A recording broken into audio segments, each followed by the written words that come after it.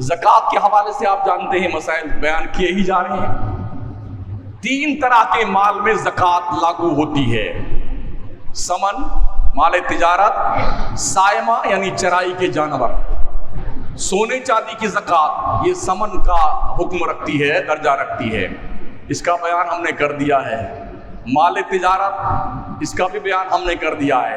कोई बहाना बनाए यूं नहीं और यूं है और यूं नहीं और यूं है, वो तुम जानो, तुम्हारा काम जाने। हाँ, हमने जो बयान करना था वो कर दिया है कि तुमको किस किस चीज की ज़कात कैसे कैसे देनी है, अब तुम जानो, तुम्हारा काम जाने। इसलिए कि ना हम आपकी खबर में जाने वाले, ना आप हमारी खबर में जाने वाले। ठीक है ना? हाँ, मेरा काम बल्लिगू अन्नी वलो आया, अगर तुम एक बात भी जानते हो ना तो कौम तक पहुंचा दो, वो मैं कर रहा हूं।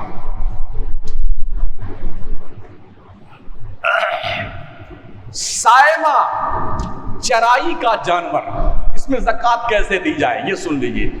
बहुत सारे लोग पूछे मेरे पास 3 भैंसे हैं, 11 भैंसे हैं, मेरे पास जो है 20 बकरियां हैं, 5 बकरियां हैं, तो क्या इसमें ज़कात है? ये मसला जरा गौर से सुनिएगा। चराई का जानवर किसे कहते हैं? वो जानवर जो बिजनेस के लिए या गोश्त खाने के लिए, मोटा तंदुरुस्त करने के लिए पाला जाए, जी ना, उसको कहते हैं चराई का जानवर। जो साल का अक्सर हिस्सा चरने जाया करे उसे सायमा कहते हैं, चराई का जानवर। और ये 3 किस्म का जानवर होता है: ऊंट, गाय भैंस, भेड़ बकरी दुम्बा। ये 3 क्वालिटी है इनकी। 5 ऊंट से 9 ऊंट तक अगर किसी के पास में है तो ये मालिक निसाब है बंदा, यानी 5 ऊंट से लेकर के 9 ऊंट तक किसी के पास है तो साल भर की 1 बकरी ज़कात दी जाएगी। सुनिएगा, 10 ऊंट से लेके 14 ऊंट तक हैं तो इसमें 2 बकरियां साल भर की दी जाएंगी। 15 ऊंट से लेके 19 तक हैं तो 3 बकरियां साल भर की दी जाएंगी। 20 से लेके 24 ऊंट हैं तो 4 बकरियां साल भर की दी जाएंगी। 25 से लेके 35 तक 1 साल की 1 ऊंटनी दी जाएगी। 36 से लेके 45 किसी के पास ऊंट है तो 2 साल की 1 ऊंटनी दी जाएगी। 46 से लेके 60 में 3 साल की 1 ऊंटनी दी जाएगी। 61 से लेकर के 75 तक 4 साल की 1 ऊंटनी दी जाएगी। 76 से लेके 90 तक 2 साल की 2 ऊंटनियां दी जाएगी ज़कात में। 91 से लेके 120 तक जो है 3 साल की 2 ऊंटनियां ज़कात में दी जाएंगी। सुन लिया? गाय और भैंस, किसी के पास 30 से कम भैंसें और गायें हैं उस पे ज़कात नहीं। 30 से लेके 39 तक गाय हो या भैंस, नर या मादा कोई भी, अगर किसी के पास है तो साल भर का 1 बछड़ा दिया जाएगा ज़कात में। 40 से लेके 59 तक 2 साल का 1 बछड़ा। 60 से लेके 69 तक में 1 साल का 2 बछड़ा। 70 से लेके 79 तक में 1 साल का 1 और 2 साल का 1। 80 से लेकर के 89 तक 2 साल के 2 बछड़े दिए जाएंगे। ये हुआ गाय और भैंस का नसाब। बकरियां अगर किसी के पास हैं तो अगर किसी के पास 1 बकरी से लेके 39 बकरी तक हैं, ठीक है ना, इसमें कोई ज़कात नहीं है।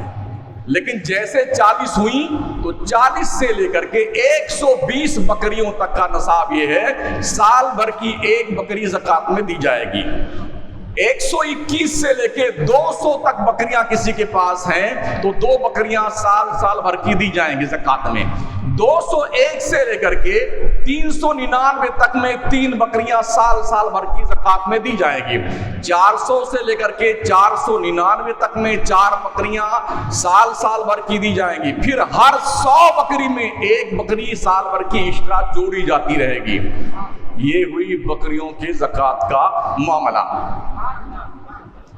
ठीक है ना।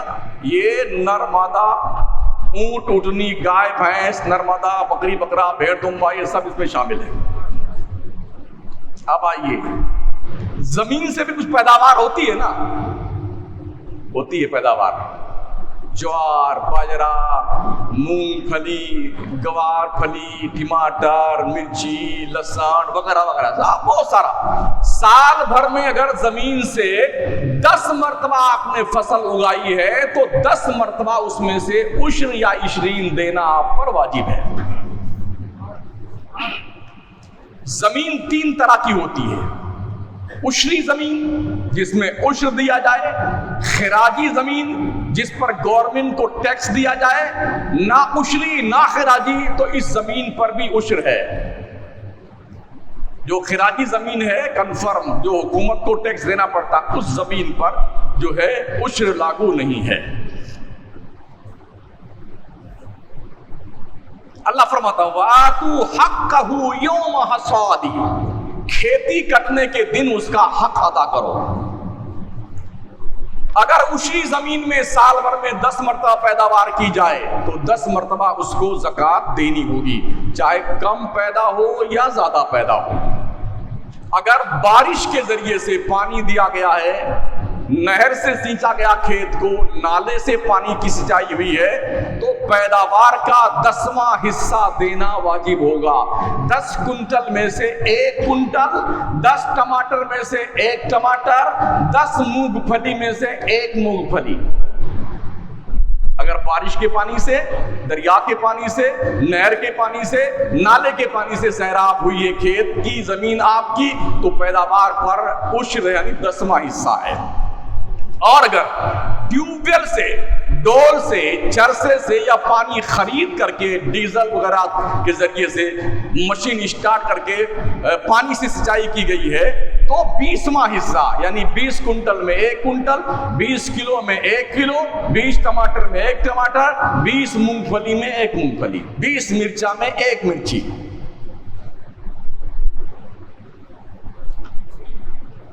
बालिग का खेत हो या नाबालिग का, अक्लमंद का खेत हो या पगले का, ज़कात में तो शर्त है मुसलमान हो, आकिल हो, बालिग हो। यहां ये बात नहीं है। ज़कात में ये शर्त है कि साल भर गुजरे माल पर। यहां ये बात नहीं है। साल में जितनी मरतबा पैदावार आपने करी उतनी मरतबा आपको उश्र देना है। यहां पर अक्लमंद होना भी जरूरी। किसी पगले की भी जमीन है, पैदा हुई देना पड़ेगा। कोई नाबालिग की जमीन है, पैदावार ही देना पड़ेगा, जो हुक्म लागू होगा।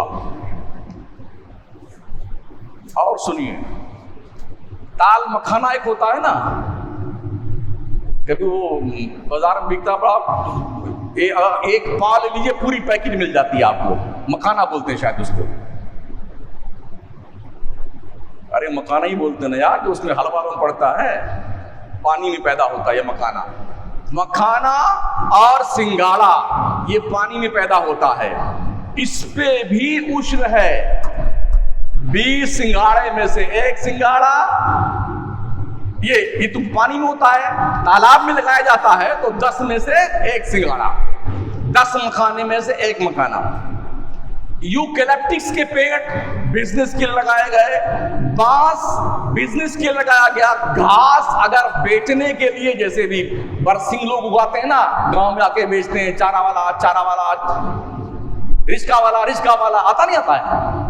तो अगर ये बिजनेस के लिए हैं बांस, यूकेलिप्टस और घास फूस, तो इसमें भी अगर पानी नहर का, दरिया का, बारिश का इस्तेमाल हुआ है तो 10 किलो में से 1 किलो, 10 बांस में से 1 बांस, समझ रहे हैं। और अगर यूकेलिप्टस के 10 पेड़ भी है तो 10 में से 1। और अगर जो है पानी सिंचाई करके, पैसा दे करके उगाया गया है पेड़ वगैरह, ये घास वगैरह, तो फिर इसमें जो है 20 में से 1 किलो है। अगर किसी शख्स ने अपनी जमीन बटाई पर दे दी, जमीन मेरी है, मैंने आपसे कहा इसमें आप खेती कीजिए, पैदावार में जो होगा आधा तुम्हारा आधा हमारा, तो पैदावार हो जाने के बाद जिसने जमीन दी है उस पर भी और जिसने ली है उस पर भी, दोनों पर उश्र वाजिब है। ये मत कहना मुझे पता नहीं चला, हाँ, इसलिए कि लोग कहें यार ये तो जमदूद्दीन नया नया मसला। मियाँ जी नया नया मसला नहीं, मसला ही है जो अब तक बताया नहीं लोगों ने जी। अब तक बताया, जानते नहीं तो बताएं क्या बेचारे। बोले क्या समझता है अपने आप को जमदूद? मैं अपने आप को इमाम समझता हूं और कुछ नहीं। और ये समझाना चाहता हूं कि इमाम ऐसा ही होता है जी। तो बटाई पर काश किया है ना, तो काश करने वाले पर भी और जिसकी जमीन है पैदावार पर दोनों को उश्र या इशरीन देना पड़ेगा। अगर किसी ने चेक काट करके, होता ना चेक नहीं काटते लोग, बैंक का चेक, ये चेक काट कर किसी को ज़कात के लिए, ये ज़कात तुम्हारी है ये ले जाओ, तो जब तक चेक कैश ना हो जाएगा ये ज़कात नहीं मानी जाएगी। सुन लो लोगों, चेक काट कर ज़कात देने वालों, जब तक चेक कैश ना हो जाए तब तक ज़कात अदा ना होगी।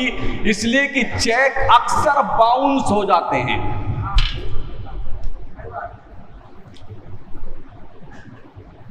चेक एक बिल ऑफ एक्सचेंज है जो किसी बैंक के नाम काटा जाता है, और जब इसकी भी कंडीशन अलग होती है, या तो किसी के खाते में ट्रांसफर होता है या सेल्फ चेक होता है। तो जब उसे वो राशि प्राप्त हो जाएगी तब ज़कात अदा होगी। यूं ही पोल्ट्री फार्म, कोई मुर्गी का कारोबार करता है ना, पोल्ट्री फार्म जिसने बना रखा है, या LIC डेयरी फार्म, कंपनीज में लगाए हुए पैसे, पगड़ी यानी सिक्योरिटी पे दी हुई रकम, दुकान आपने किराए पे ली है किसी की, मकान किराए पे लिया है, किराया पे देने वाले मकान वाले ने, दुकान वाले ने आपसे एडवांस में 2, 5, 10 लाख रुपए सिक्योरिटी के पैसे लिए हैं, तो ये सिक्योरिटी के पैसा जनाब आपका ही है, इसकी ज़कात आपको ही देनी है।